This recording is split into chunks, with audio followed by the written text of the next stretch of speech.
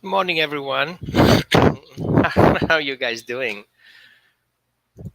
Yep, here we go. I just got panic. I haven't had enough coffee yet, I guess. So, how are you guys doing so far? What's going on with you guys? I got some interesting questions today. Let me pull it up a little bit. Kind of interesting. Let me find it. The first one who asked the question was about something I'm very, very passionate about it, especially around dogs. Anyway, make sure you guys have coffee, and maybe you want to tell me where you guys are from or where you're watching from.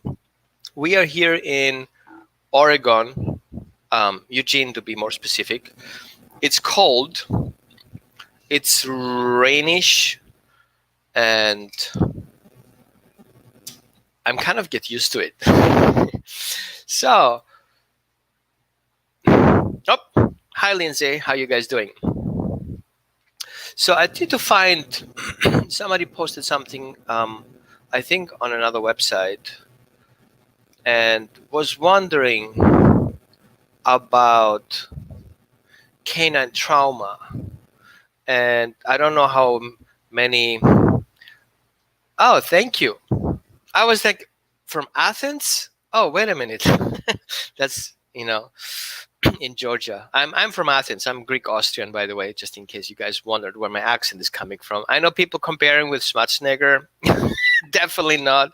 But that Greeklish slash German English, yeah, that's something people kind of have to get used to it. I have a hard time with my, speech text conversion. I say things on my phone that I actually never said, and all of a sudden I was like, I didn't say that. So, what are we guys struggling with today? What you want to do is you want to type your name, where you're from. You want to grant StreamYard access to your information so I can see who it is. Otherwise, it will say unknown. It doesn't help if I want to address you guys. And we had some very interesting things to share yesterday. Last week. And I hope everybody had fun with it. You can find all those posts on my Facebook group that you're likely looking for, or on my YouTube. They're all combined in a section, in a playlist. And if you're not yet, I would definitely subscribe to my YouTube channel. So, my YouTube channel, add holistic dog training, as simple as that.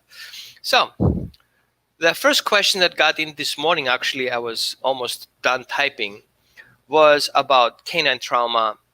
The question was, can dogs have trauma and PTSD? Yes, of course they can. How would a dog else be able to function in this environment if there was no trauma? Don't take me wrong. Trauma is an important factor of a mammal. It learns to survive. Now, a traumatic experience is an experience that had not had the resolution and seems to be dangerous. So the dog will remember the next time it's happening that this situation where it's hitting at is dangerous, so we have to avoid. If dogs would not have trauma, we would not have negative punishment or positive punishment. If dogs would not have trauma, they would never know that, jumping on the counter gets you in trouble. However, in nature, there's a difference between dogs in nature, like free roaming dogs, and dogs who live as pets. Don't take me wrong, you're not causing your dog trauma living at your house. But the way they can process trauma is a little bit more complex. I should have a slide. Be patient with me. Meanwhile, guys, I would like you to see where you're coming from. So maybe you want to type your name, where you're watching from, and your dog breed. And then, so I can kind of like feel better about it. Yes, you can give me a thumbs up. You can also share me a heart, whatever you guys like to do. just be interactive. It's really boring. I don't like to talk alone here, okay? So, hold on a sec. I wanted to show you a slide that will help you explain a little bit things. And that slide should be very easy to understand. I did a lot of work on that. Where is that? Okay.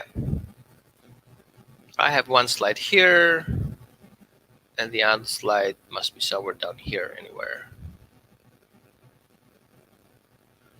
Yeah, we can do that. Okay.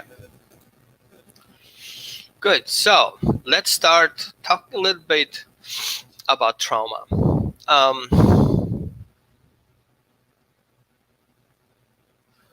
The mechanics of trauma is how the information comes towards the dog, how the dog can process that information, and how he can respond to that information, and how the end result will looks like. Was the dog successful handling that situation? Yes or no?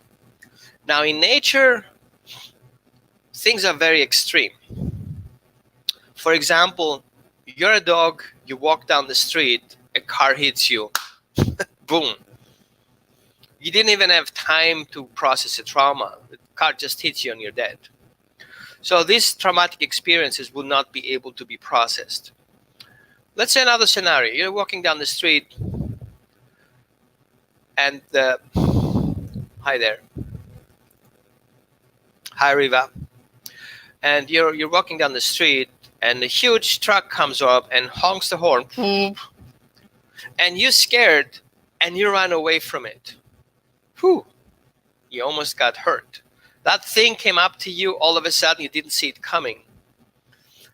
And all of a sudden, you made the right choice. And you were able to avoid that being killed. So the trauma basically is here to help you recognize and process and remember ways to get safe out of situations. So we know we have those, survival responses, freeze, fight, or flight. We want to look deeper into that because I think it's important to recognize that we need to master our freeze, fight, and flight responses at some point if we want to kind of be helpful as dog parents towards our dogs. And we need to teach the dogs at the same time that we are here to support. And instead of them going to freeze, fight, or flight response, they will be able to reach out to us for help. In order to do that, we need to look deeper into trauma. Now, who am I to talk about trauma, right? I'm a trauma victim. I'm an abuse victim as a child.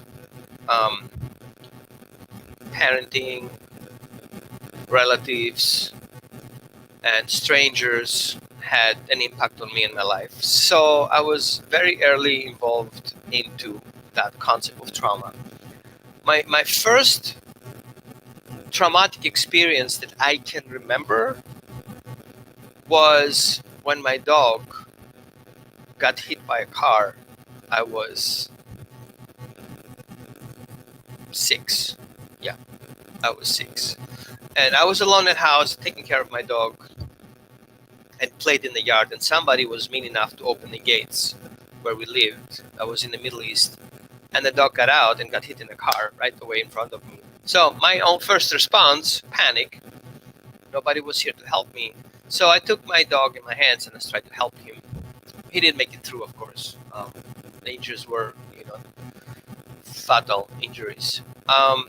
But it was the first interaction with what can happen and how to process this information, because that shaped me back then in my relationship to dogs. From that moment, I said, I need to learn how to handle my dogs that are in my care.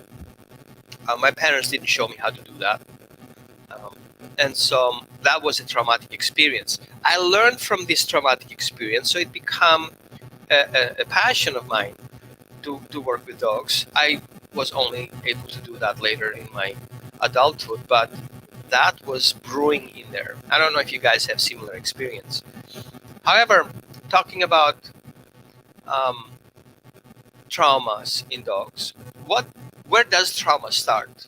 We know from scientific evidence that traumatic experience is being imprinted in the genetics and is being transferred from one generation to the other. And science already confirmed that this information can come down 17 generations in some species. Confirmed. Now, why do dogs need to have that memory of trauma? You know, as a well, let's look a little bit being a prey and being very low in this priority line. And you're a small mouse, looking at your hole, look at the day, see where you can, which field you can go, grab some stuff to eat. And then you see something flying over your head. What's that? Your genetics says, run! And what you do, you go back in your hole and start hiding until that is gone. What makes you feel that need to run on sight? Why are we people run away from fires? Why are we feel the need of not being protected if our parents are not here? You see, that information is important. If the species survives and evolves through this period of the evolution, if they would not remember those informations, they will basically fail. Mouse will go out, catch. Next mouse will go out, catch. Next. All of a sudden, we're running out of mice. Okay? Now, attempts that didn't work out well are being processed as much as attempts that were successful. And so, when we're looking into the imprinting of that, it starts very early in puppyhood. When the puppy wakes up, in the mom's belly and kind of starts working it out, it starts getting information from outside, anxiety of the mother. All the emotions are being transferred into that. And based on that information, that puppy is being created. Once it's out in life, that puppy's, of course, his sensory systems are not really functioning well, so at least it's blind and deaf. But it has already sensory systems.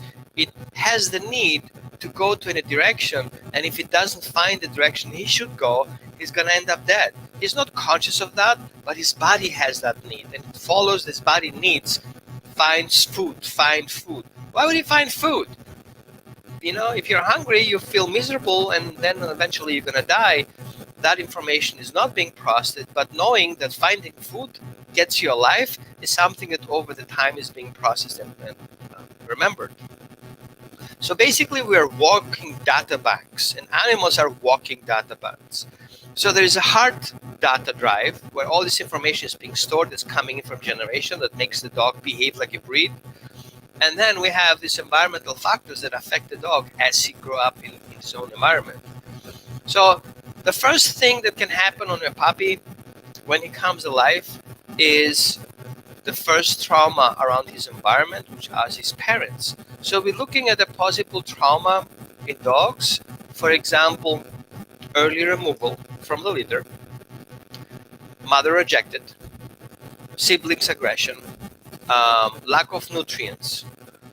We have other accidents, for example, in that home environment, or eventually in nature. Now, in nature, trauma is being processed very easily because dogs usually shakes it off, and it's not be associated and connected to other emotional triggers. In a household, those emotional triggers come in with our human emotions, like, oh my God, what happened? Did you just see? Oh my God, he got a sock, and the whole panic comes up. And so that imprint over a long period of time starts creating a trauma, a drama. And for animals, that feedback from their environment makes it clear how intense that experience was. So while in nature, nobody really cares, everybody survived, okay, we're good. We just avoid that area and we're safe. In home, things are a little bit more intense. So comparing a puppy in nature and a puppy in your household, how you respond to a specific event makes a huge imprint, because the puppy doesn't know how to judge the situation. Okay, how the puppy reacts to that noise, it depends on how you will react. Okay, now in that case, I would say it's very important that our response to an event that the puppy are triggered is to respond accordingly. We do it with kids. Oh, you fell down, you got a boo-boo. Okay, come over here. Let's take care of it, and then we're good to go. And we don't make a big drama. But if the child falls down and we make a big fuss of it, oh my God, you killed yourself with a bicycle. I told you, don't buy the child a bicycle. And all of a sudden we have this issue going on. That child will start getting scared of the bicycle, because obviously it must be a bad thing to happen, right? That memory is being imprinted. Or we recognize when certain things happen in the dog's environment and they startle the dog and they're consistently coming in without any benefit to the dog, that dog will recognize that's not a good thing to happen. So every time that sound happens, the dog will start being reactive to that. It's because that's what happens, right? So when we're working on trauma on puppies and we identify those events that happen, we can actually go back in time and find them, because through these evolutionary imprint periods over the puppies, first and second imprint periods, those come in with as the nervous system evolves. And speaking of nervous system, the reason why we have experiences is because of that nervous system. So we have all these nervous systems that works for us, and also the same nervous system have also for animals. They're a little bit more intense, a little bit more evolved than ours. Actually, we dump them down. We have more sensors, but we don't want to listen to them, like our guts, for example. Like, listen to your guts. Your parents told you, listen to your guts when you make decisions. We forget about that. So when we see a dog behave a certain way, we can just make the connections. That puppy that is afraid of noises is likely not properly exposed to noises as a puppy. Sorry. Hi, Annabelle. From Ireland? I remember. Scotland. Right, now I remember. You guys, the regulars here. Who else is regular? So in that context, we can see if the puppy is removed too early from the litter and he's very scared, he doesn't feel safe in his environment, that is being projected over his period of life, that everything around him is not safe. Okay, so this is a trauma, it's expressed, not feeling safe, which causes different responses.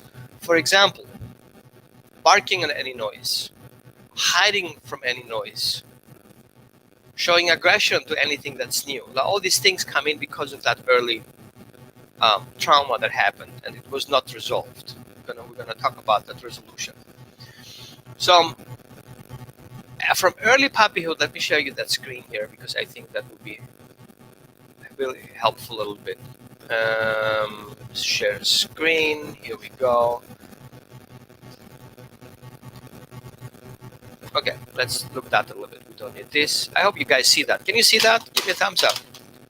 So, when we look into, let's make it a little bigger. There you go. So, I call them the 5 Fs. Okay. So, we have a fight, flight, freeze response, which is the natural response.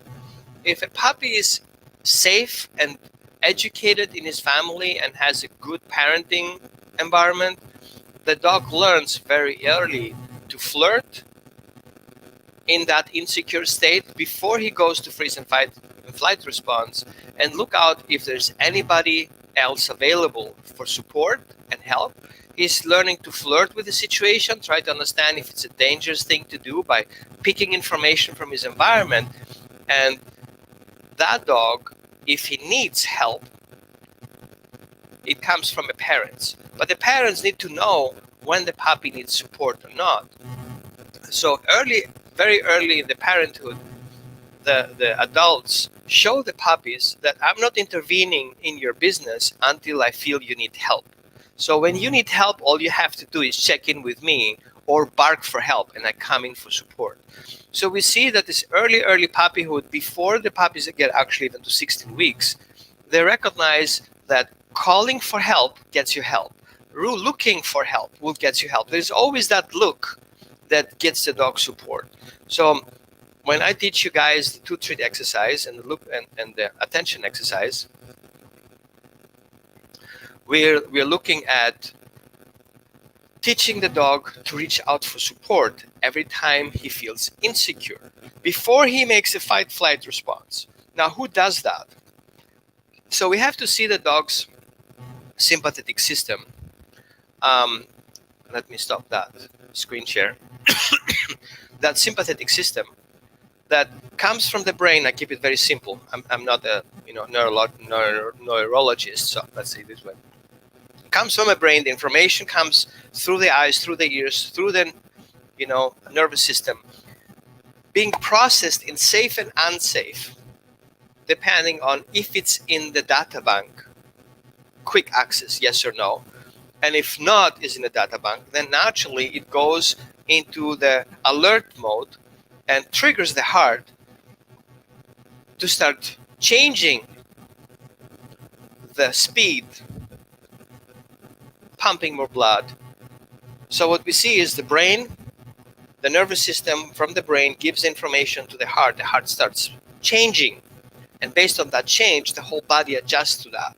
So we see there is an interaction between reception and mechanical systems in the body that triggers the dog to go into safe and protection mode.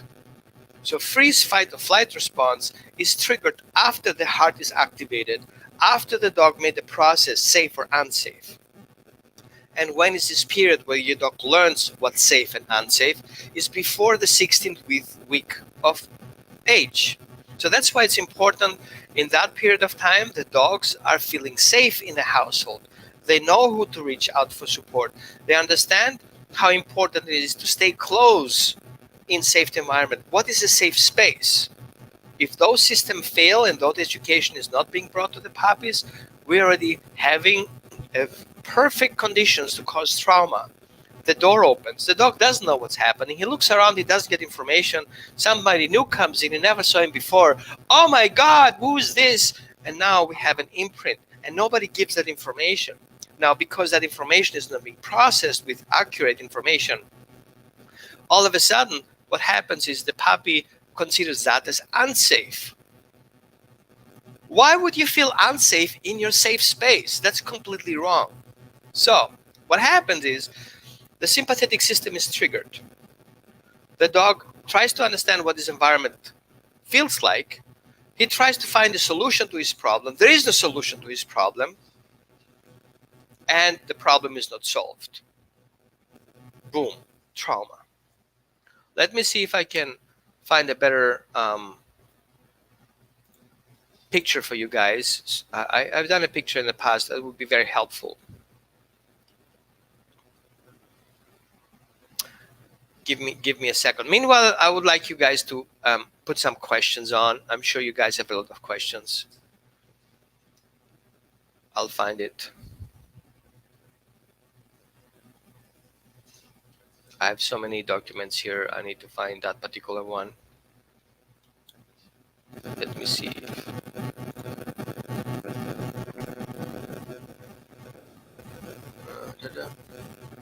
Of course not.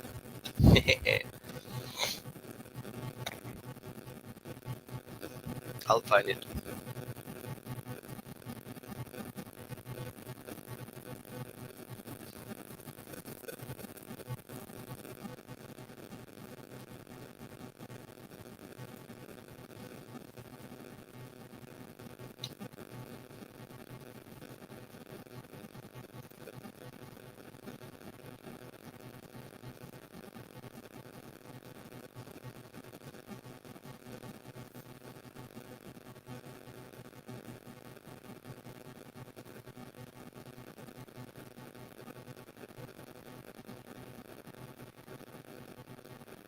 No, it takes too long.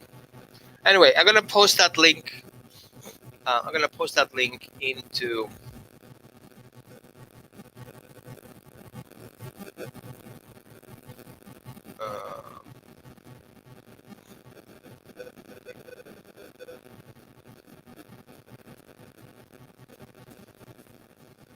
hold on, I think I got it.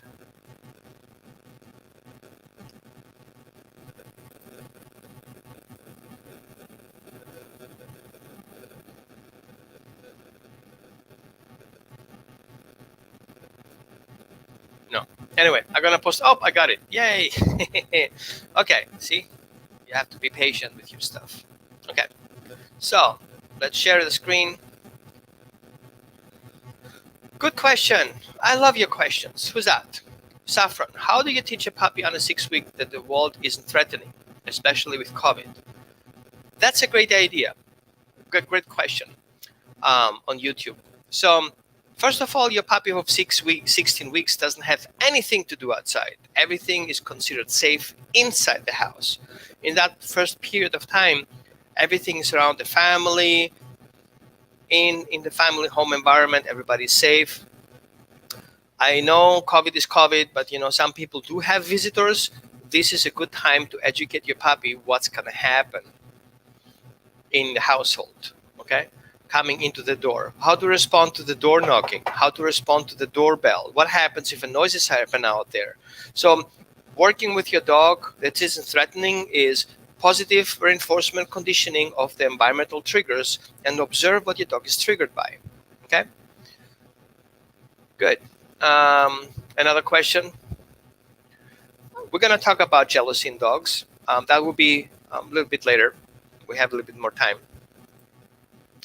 Hi, user. I don't know who you are, so maybe you want to add your name and your location so we get a better idea. So let me share the screen with you so you guys, so we can talk a little bit about this one. Okay. So in nature, the dog goes through a natural survival response. There's something the dog startled. He's going into defense orienting and trying to understand what to do with it. He goes into fight or flight response, and then that energy that is being created in that situation is being grounded and discharged through the resolution of the problem. Now, the environmental factors is what happened also as important input. So if the dog doesn't process how it comes in from outside, how to take that information, he is being guided by the responses and reactions of his environment. If you get upset, everybody comes to the door and knocks at your door like, who's that again? Obviously, your dog will respond to that and recognizing the door must be a problem, right?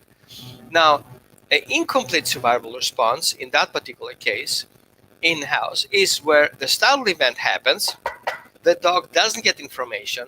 He cannot fight or flight around it because he's being either restrained, he's in a crate, he has nowhere to go, and he's being exposed to the person who comes in the house, and he still doesn't understand who it is. He thought it was you, but it was somebody else. This message is for pet sitters. And he goes into freeze response. Do I need to explain about freeze response? The dog gets whale eyes, he tackles his tail, he gets cowered, he goes belly up. These are all individual freeze responses. And that is what causes a not discharge of sympathetic energy. That energy is being compressed. So that compressed energy that sticks in the body and the dog cowers up is not being released. It becomes a stuck emotion.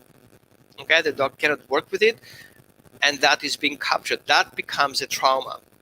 Usually you can see if the dog finds a resolution, he usually shakes it off, okay? He yawns about it, he releases his stress out of it, and then he works it through.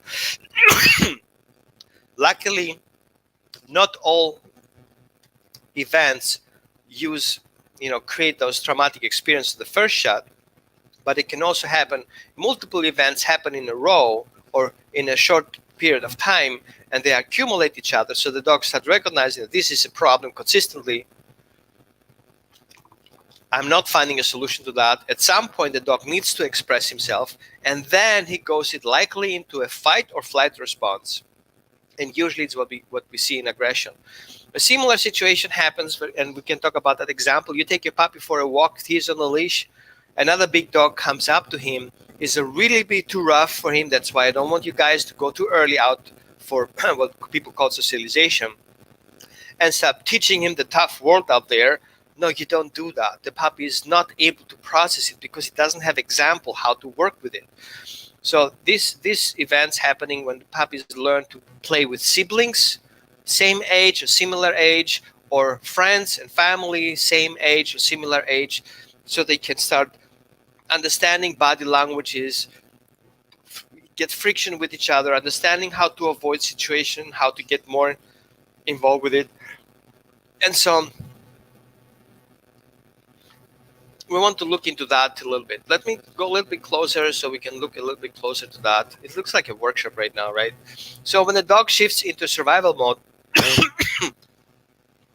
I hope I kind of created that picture for you guys so you can better understand. See if I can get a little bit out from here, like 50% is maybe better. So we see that the sympathetic nervous system that is here at the very core takes control of the body. So number two, we see that the brain starts causing adrenaline and norepinephrine, now we got it right, prepare the body for battle. So that's automatically response. The heart rate increases, the lungs expand to take more oxygen, the brain processing speeds increase, and suddenly secondary sensory systems are on standby. Blood is channeled away from the digestive system. Okay, now imagine extreme music in the background, like Stephen King kind of thing, right? Okay, and then blood is channeled away from the digestive system and the skin towards the major skeletal structure. Okay, cortisol is released more slowly than adrenaline and whatever, yeah, you know what I mean. And it helps sustain the fight or flight response over an extended period of time, up to 72 hours, right? The digestive and immune responses are slowed in anticipations of a fight. Because imagine a dog goes into a fight, he gets scratched or hurt, and all of a sudden his body goes into response, he will not be able to finish his fight. Okay? He doesn't even respond to pain. So this is where fighting dogs come in. Those dogs are being trained their sympathetic system to not respond, no matter what. And some of them are bred for it. So that's the sick situation on those kind of things. So what we want is when the dog gets triggered and the sympathetic nervous system takes control of the body, we want the dog to remain in control of his body and not going into this automatic survival response. So when we identify those things in dogs, the first thing we have to do is work on it. You cannot punishing it. You cannot just go in a response of a survival response which you don't like, right? Because your dog barks at the neighbor, because the dog barks at the leash and showing aggression. If you correct that, if you add another incident on top of that, you're actually causing a stuck trauma. Because the dog cannot resolve his problems, you're not very helpful, and all of a sudden it becomes a post-traumatic stress disorder. Next time you grab your dog's leash, guess what's going to happen? Your dog is like, oh, I would love to go for a walk, but I have to get the leash out, and then, oh my God, she opened the door. Oh man, we're going to go this. I need to be on the hood, being out there, make sure I have. So even the dog wants to go outside and have fun. He loves to go outside. So the whole event starts good until the door opens, until you leave your property, and then the PTSD kicks in. We're in the neighborhood. Oh, over there, the dog. Is he outside? Let me see. Oh, the car is coming. Oh my God, the other dog is barking at me. The whole thing explodes. And what do? We yank on the leash. We kick the dog. We yell at the dog. Some people are more extreme. They even shock the dog or correct the shock collar or prong collar. Only thing it does, it concrefies, it solidifies that trauma all way deep to the point of the dog basically feels helpless. So one result of those aggressive responses are the reason why dogs feel helpless. And I know many people who says, oh, my dog loves the prong collar. I show him the prong collar and he wags his tail. There are primary reinforcers and secondary reinforcers. The dog loves to go outside because his primary need to exercise and go out night in nature. And he has to take the collar, yeah, whatever, I hate drive to work. Really, I hate drive to work. Am I excited going into my car? Yeah, I love my car. I bought it. You know how much money I spent on my car, right? No, I'm not driving a Ferrari. I'm just driving a Honda Odyssey. But you know what? I feel safe in my car. So do I love driving a car? Yes, I do. Do I love driving the car to work? No, because of that traffic. I hate it. But I have to. Because you know what? If I make money, my family is happy. My dogs are fed. And I can talk to you here, right? So we see that even if I don't like it, I accept it. I feel helpless in traffic. What do? I panic? No, I just have to take it, right? I don't have other options. So we see that just because a dog doesn't show the traumatic behavior of the first sight, it shows it very subtle. You can see it very subtle, but you have to look for it. You're not seeing that your dog has trauma until that comes to the situation where the sympathetic system is triggered. And then you see the reality of a trauma. And that you have to fix. Now, of course, people says, okay, now you make my life miserable because now I feel guilt about taking my dog out for a walk. How do we fix that? Well, let me explain to you in a few words. Meanwhile, you're welcome, guys, to ask any questions until I put that slide. Finally, I found it, right? So I'm always actually tell you guys about my workshop. Speaking of, I will do a workshop about trauma, more intense. It will be a weekend workshop where we go through all these phases. I'm going to show you a couple of screenshots here because I think even you guys don't think your dog have trauma, maybe you gotta look a little bit better and closer to that. So how do we address those things? Let me share the screen again. Show you my secret. So for you guys who want to know more, I call this workshop Healing Trauma, the key to healing aggression. Okay, now let's dismantle trauma. What does a dog need to not feel traumatized? He needs to have safety. He needs to have trust. He needs to have control, and he needs to understand his role, and he needs to have an attachment, right? So let's build it up a little bit, how to fix your trauma, roughly. Okay, I'm just giving an overview, more in a workshop. If you guys are interested in that workshop, you're welcome to message me, and I can get you in the class. So, if you don't build safety around the attachment between you and your dog, okay, the feeling of safety and nurturing, your dog will not trust you through the process. He will not trust you getting out for a walk. All he will do is trying to get in control, right? And if the role is not clear, who does what and why, which he usually learns through games and interactions, he doesn't know if he's a predator or a prey. If that car is a threat or not, it depends on you and your response. But since you're not having a trust relationship, and since he doesn't feel safe walking next to you, and since he doesn't feel you're in control of the situation, all the hint goes down the road, so he feels that he needed to take care of himself. So that role is wrong.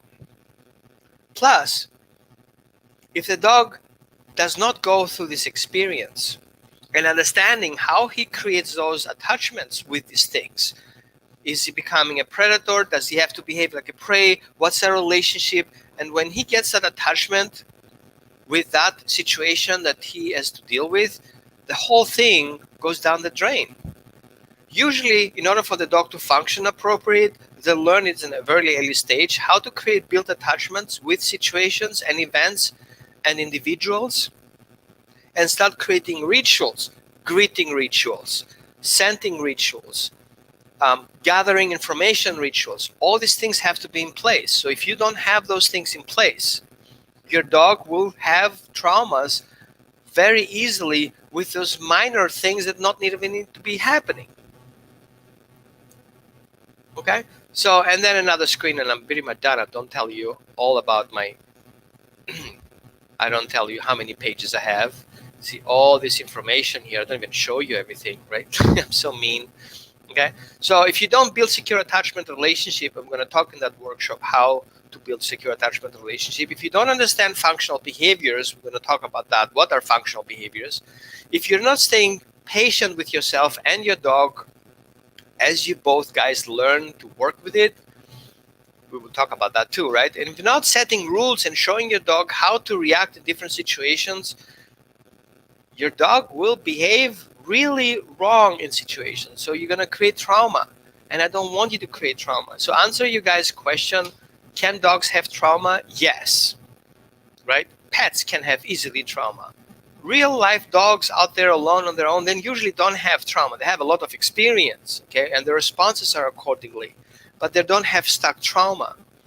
And the reason why many dogs get sick is because energetically, if you look at that as an energy field, for you guys who are a little bit more intuitive and healers, we see that a stuck trauma in the body is being stored in different places in the body, okay? And that stagnant energy becomes a cluster of dense energy, and that causes illness.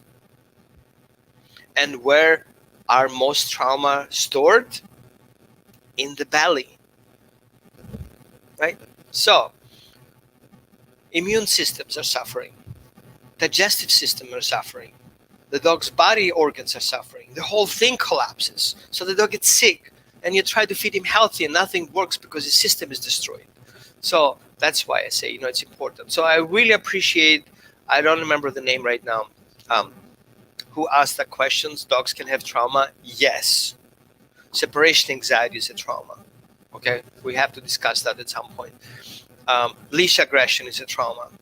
Reactivity to strangers is a trauma. Reactivity to dogs is a trauma. Everything is a trauma that you consider aggression. My dog is aggressive. How dare he barking at strangers? If you see that only, man, that's a problem.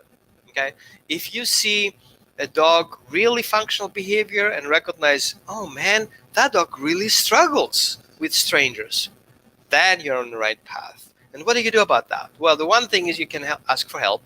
Okay, a natural response. If you don't know how to solve your problems, reach out for help.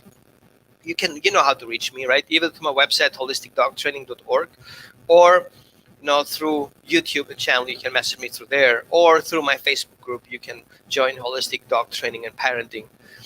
And if you see other people struggling, they don't know. I mean, now. You sit down 45 minutes or 50 minutes and we talk about stuff, And answering Saffron question, who else had a question? Somebody asked a question about jealousy in dogs. Lindsay, yeah, that's trauma too. Why would the dog be jealous? What is jealousy?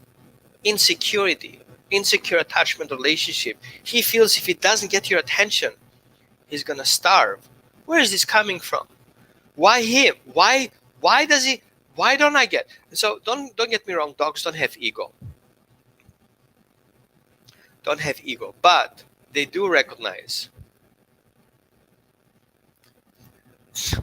No, your dogs are not traumatized in that level because you can address it. Okay. The reason why we do have parenting classes is because you guys need to understand when those situations happening. How do we handle it? Do we push the dog away? Is it dominant? Many people call it dominance. Oh, my dog will dominate my other dog. He wants to be the alpha.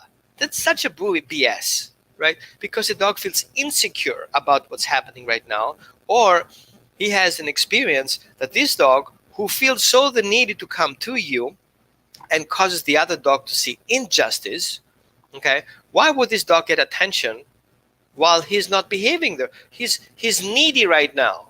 Oh, I need to step in and stop it from happening. Okay, so not always jealousy is rooted to trauma. Okay, sometimes it's rooted to justice. The dog sees there is injustice because the other dog has an issue that you don't recognize because the dog was sick as a puppy, and you want to help support the puppy, and you take specific care of that. But in reality, he has to be compliant to all the rules you set in place because the other dog will see that as an injustice and he wants to intervene, especially guardian breeds. So does your dog feel jealousy? Doesn't mean he has trauma, but there is a trauma out there that needs to be addressed in either direction. And that has to be assessed. So if guys, for example, work with me online, which is my specialty, we can build the first session with basically is functional behavior assessment, understanding exactly what's happening in your household. Okay, really understanding exactly why does each dog does certain things and why he chooses this particular method or approach to address it, and how do we counter react. Okay, sometimes we have to react, sometimes we have actually not to react, sometimes we have to be proactive rather than reactive. Okay, so Selena, Ruby's trauma was terrible until, that was a classic example. So Ruby's, for example, was so terrified. You take her out in public, she would scream like you would burn her alive, kind of thing. And we worked, and Selena was actually one of my most complex cases about that, because Selena felt very sad about the dog's behavior. So she didn't reinforce it, but she didn't really help the situation because the dog felt so upset and so frustrated in her environment, and she didn't know how to help. So she reached out for help, and that's how we met in 2014, if I remember. And we literally we helped the dog be in control, feel free to move around in freedom. And I remember working on a 30-foot leash, and she shifted from one day to the other, just like that. She basically was able to find the resolutions to her problems by being free to move. Make sense? So, yeah, I think we did. Did you guys like today's show? I think it was more a workshop. So if you guys want to learn more about it, you can message me. You can email me at roman@holisticdogtraining.org. You can message me through my website, holisticdogtraining.org. You can message me on our Facebook group, and we can schedule an assessment and see what the situation is. Do we need to go into a program, or do you need some exercises to address this issue? It's usually very simple.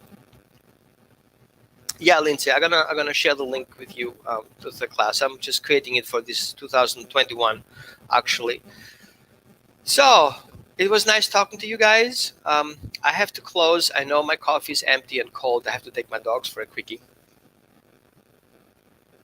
because I will be on a live show with National Great Pyrenees Rescue discussing issues that some of their people have. And so it's very interesting. If you guys have Pyrenees, or you're following National Great Pyrenees Rescue, you should chime in now. In about 3 minutes from now, we're going to be live there. So thanks again for your input. I'm glad you guys asked questions. And I mean, if I don't know something, I'm going to tell you. I have no clue. Okay. If you give me enough head up, you want that question be posted here, or you want to be next to me, sitting next to me, we can discuss things like one-on-one, because your personal experience, we can only have one person at a time. So you want to kind of apply for it. And if your situation is something other people should learn about, then we can hop and have basically kind of like a real situation, a Q&A, you and me next to each other on the screen, right? So thanks again for watching, and looking forward, if you guys need help, looking forward to help you. Have a great rest of your chat.